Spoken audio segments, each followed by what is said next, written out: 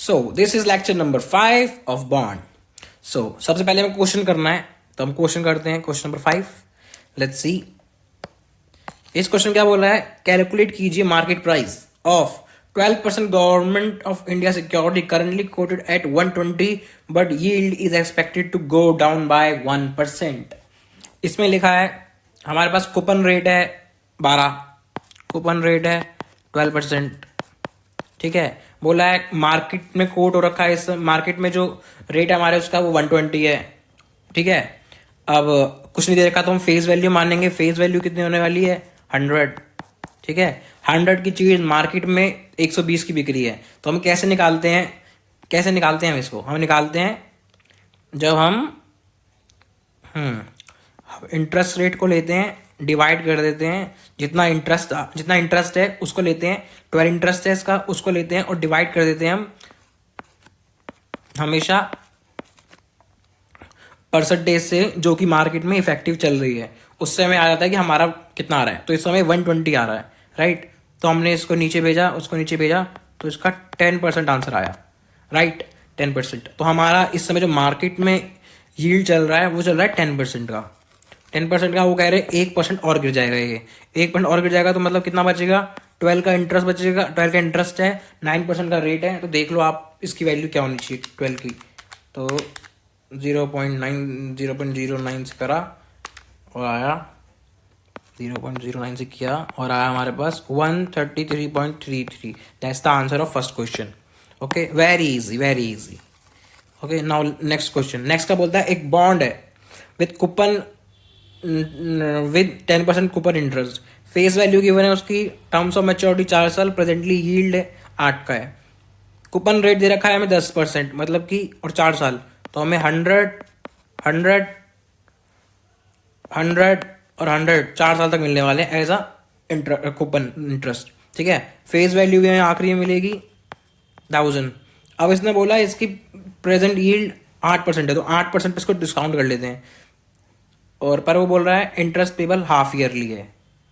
Interest payable half yearly है, तो हमें से 50 करना पड़ेगा. तो हमें 50 लेना पड़ेगा 8 बार. 8 बार 50 लेना पड़ेगा. उसके अब आखिरी में आकर प्लस हमें 1000 लेना पड़ेगा. ठीक है, और उसको हमें डिस्काउंट करना पड़ेगा. उन 50 को भी डिस्काउंट कर लेना है हमें 8% पे, इस 1000 को भी डिस्काउंट कर लेना है हमें 8% पे, और दोनों को प्लस कर देना है. और वो ही हमारी ये वैल्यू जो आएगी कि present value of interest, present value of principal, and that's your answer. Very easy, very easy. Okay, so ये होता है हमारा. अब question number 6. Let's see question number 6. Question number 6 बोलता है एक इन्वेस्टर है, कंसीडर कर रहा है फॉलोइंग द परचेज. कह रहा है फेस वैल्यू ये है उसकी, फेस वैल्यू ये है, कूपन रेट ये है, मेच्योरिटी 5 साल गिवन है. ठीक है, if he wants a yield of 14%, what is the maximum price he should be ready to pay. अगर 14% चाहिए तो कितना प्राइस होना चाहिए, रेडी टू पे होना चाहिए. तो हमें इसकी इंटरेस्ट वैल्यू निकालनी पड़ेगी, इंटरेस्टिंग वैल्यू जो 14% के हिसाब से है. तो 1000 को भी डिस्काउंट कर लेंगे, ये प्रेजेंट वैल्यू, ये प्रिंसिपल अमाउंट को, और हम इंटरेस्ट 10% 5 साल की उसको भी वो कर लेंगे, डिस्काउंट कर लेंगे. इस रेट पर 40% पर हमारा आंसर आ जाएगा. If bond is selling at 180, what would be his yield. अगर ये है तो उसकी यील्ड कितनी है? तो हमें पता है हमें यील्ड निकालने के लिए कन्वेंशनल बॉन्ड के अंदर हमारे पास शॉर्टकट फार्मूला है. शॉर्टकट फार्मूले का हम इस्तेमाल करेंगे. वो कैसे होगा? 10 प्लस, ये कह रहा है इस समय इतने का बिक रहा है, 1000 का रिडीम होगा, इतने का बिक रहा है, डिवाइड बाय 5, 10, तो नहीं 1000 प्लस ये एंड ये. This is your answer for this question. See, easy, very easy. 100 है, 10 नहीं 100 है. Very easy, very easy, very easy. बढ़िया. एक क्वेश्चन जिसमें ये बिल्कुल ढंग से समझाया जाए, तो ये रहा. इसमें हम इफेक्टिव ड्यूरेशन भी सीखेंगे, और इसमें हम सीखेंगे ड्यूरेशन भी, मैक्सिमम ड्यूरेशन, मॉडिफाइड ड्यूरेशन और इफेक्टिव.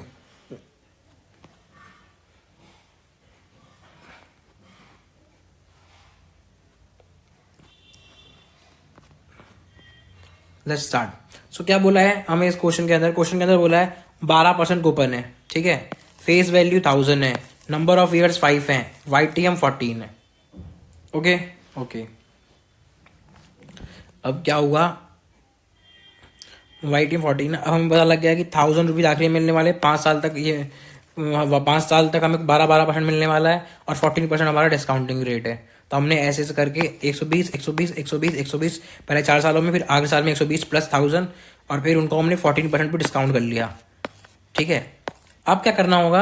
अब ये नंबर ऑफ ईयर्स जो हैं इनको मल्टीप्लाई करना होगा इस प्रेजेंट वैल्यू से, क्योंकि हम ड्यूरेशन निकालते समय हम इसको वेट मान लेते हैं, इसको वेट मान लेते हैं, राइट, प्रेजेंट वैल्यूज को। तो इन दोनों को मल्टीप्लाई करेंगे हम, इन दोनों को सबको आपस में, और हमारी वैल्यू आ जाएगी 3725। इसको हम डिवाइड करेंगे समेशन ऑफ हमारे वेट्स के, समेशन वेट हमारा आंसर आया 4 ईयर्स। अब आपको अगर कॉन्सेप्ट याद हो, फाउंडेशन का था जिसमें एवरेज ड्यू डेट निकालते थे, ये वही है। इसका मतलब है अगर ये 120 120 120 मुझे पहले तुम 4 साल मत दो, ठीक है, पर मेरे को सारे पैसे 4 साल के आखिरी में दे दो, 5वें साल को देने हैं वो भी उसमें दे दो, तो मेरे को कोई इंटरेस्ट का लॉस नहीं है, ठीक है। तो वैसे यहां पर निकलता है ये ड्यूरेशन। हमने निकाला एक ऐसा पॉइंट जहां पर पेमेंट करने पे कोई भी एक एवरेज ड्यू डेट निकाली एक तरीके से, दैट इज ड्यूरेशन। ड्यूरेशन के और भी काम है, ड्यूरेशन का एक काम है जो आगे जाकर काम आएगा कि असलियत में ड्यूरेशन का क्या काम है। ड्यूरेशन एक पॉइंट को बताता है, इक्विलिब्रियम पॉइंट को, जहां पे हमें ना तो घाटा हो रहा होता है ना फायदा हो रहा होता है एक कॉन्सेप्ट के अंदर, तो हमें उस समय ड्यूरेशन काम आएगा। पर अभी ड्यूरेशन का काम सिर्फ इतना है कि आप एवरेज ड्यू डेट मान लो इसको, ठीक है। अब ड्यूरेशन से निकालने का ICAI भी फॉर्मूला इस्तेमाल करता है, वो ये है, और एक कुछ क्वेश्चनों में ये फॉर्मूले का इस्तेमाल होगा, तो इस फॉर्मूले को रट के जाना है, बहुत ही अच्छे से रट के जाना, बहुत ही अच्छे से, ठीक है। तो इस फॉर्मूले को क्या है, 1 + YTM अपॉन में YTM, ये है फॉर्मूला ऑफ परपेचुअल बॉन्ड का, ड्यूरेशन ऑफ परपेचुअल बॉन्ड। अगर ड्यूरेशन निकालनी है परपेचुअल बॉन्ड की तो इससे निकल जाएगी, इसमें से माइनस किया जाएगा क्योंकि परपेचुअल नहीं है बॉन्ड, तो माइनस करेंगे 1 + YTM + N ब्रैकेट में coupon rate minus YTM upon में coupon rate plus 1 + YTM power की N number of years minus 1 + YTM। This is a formula you have to mug it, that's all, ठीक है। तो हमारा ये हो गया। अब हमने निकाल लिया, सबसे पहले हमने निकाल लिया कि हमारा मैकले ड्यूरेशन क्या है, राइट। अब हम निकालेंगे मॉडिफाइड ड्यूरेशन। मॉडिफाइड ड्यूरेशन कैसे निकलती है? बहुत आसान है, आप ड्यूरेशन को लो और उसको डिवाइड कर दो 1 + पीरियोडिक रिटर्न से। पीरियोडिक रिटर्न कितना था हमारा क्वेश्चन में? 14%। 14% YTM था, तो 14% YTM से आप इसे डिवाइड कर दो, 1 + 14 से डिवाइड कर दो इसको, और आपका आ जाएगा 3.5088। What is this? This is what tells you कि अगर आप 1% चेंज करोगे तो प्राइस में कितना चेंज होगा, एक्सक्लूडिंग कन्वेक्सिटी। एक कन्वेक्सिटी भी आएगी अभी आगे आकर, कन्वेक्सिटी एज कॉन्सेप्ट, वो एक्यूरेट प्राइस निकालेगा कि 1% आप चेंज करोगे तो कितना चेंज होगा। अब तक हमने डिस्कस नहीं किया है, अब अगर मैं आपको अब डिस्कस कर दूं थोड़ा सा इसको, तो जो हमारा ये है बॉन्ड है, अगर हम उसमें 1% घटाते हैं ना तो प्राइस कम घटता है, पर अगर 1% बढ़ाते हैं ना तो प्राइस जोर से बढ़ता है। ये मतलब कि इक्वल नहीं है, कन्वेक्स है, स्लोप है इसके अंदर, ठीक है। तो इसीलिए मैं आपको दिखाई देता हूं, वो हमारे पास ये रहा, ऐसा होता है हमारा बॉन्ड का प्राइस, ठीक है। और हम इसमें एक टेंजेंट ड्रॉ कर लेते हैं क्योंकि हम कर्व्स को नहीं पता लगा सकते, तो हम एक टेंजेंट ड्रॉ कर लेते हैं। और टेंजेंट हमें क्या बताता है? वो बताता है हमें कि प्राइस इस लाइन पे कितना है। एक बार तो वो सर्कल बता देगा एक प्राइस, और जब हम मूव करते हैं अपने इस फॉर्मूले से ड्यूरेशन के, हम इस लाइन पे मूव करते हैं, पर ये लाइन एक्चुअल लाइन से दूर है, उसमें जो एडजस्टमेंट लगती है इन दोनों में उसे कन्वेक्सिटी कहते हैं, ओके, ठीक है। तो अब क्या है, हाँ, ये स्लोप इस तरीके से कन्वेक्स है कि जब बॉन्ड का, जब हम YTM को घटाएंगे, जब हम डिस्काउंटिंग रेट को कम करेंगे, ठीक है, तो बॉन्ड जोर से ऊपर भागेगा, पर जब हम डिस्काउंटिंग रेट को बढ़ाएंगे तो शर्मा के नीचे गिरेगा, ठीक है। ये होता है। तो बढ़िया है। अब एक और देख लेते हैं। वो हमारा है 16% कूपन है, YTM 15 है, 1000 की फेस वैल्यू है, बताइए। तो 160 और इतने आखिरी में मिलेंगे, उनकी प्रेजेंट वैल्यूज निकाल ली, वेट मल्टीप्लाई बाय ईयर्स, और हमारे पास आ गया। उसको हमने फिर डिवाइड किया, हमारे पास ड्यूरेशन आ गई 2.61।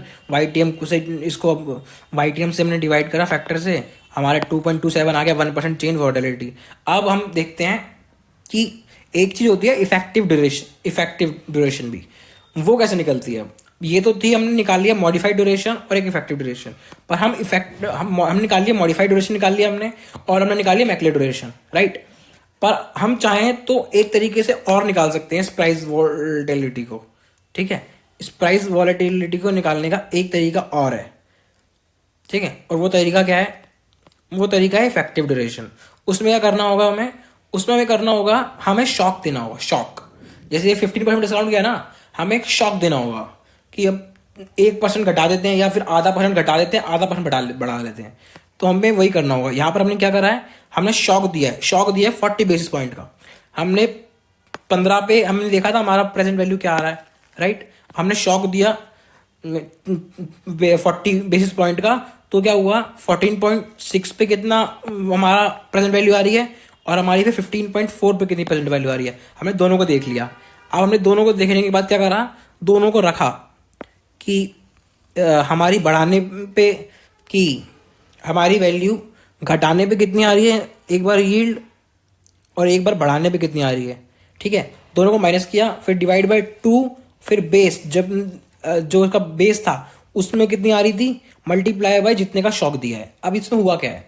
इसमें हमने ऊपर देखोगे तो हमारे पास चेंज आ गया कि 80 बेसिस पॉइंट करेंगे तो कितना चेंज आएगा, पर हमें 80 बेसिस पॉइंट नहीं निकालना, राइट। नहीं, तो हमने डिवाइड कर दिया इसको 2 से। अब वो कितना रह गया? 40 बेसिस पॉइंट।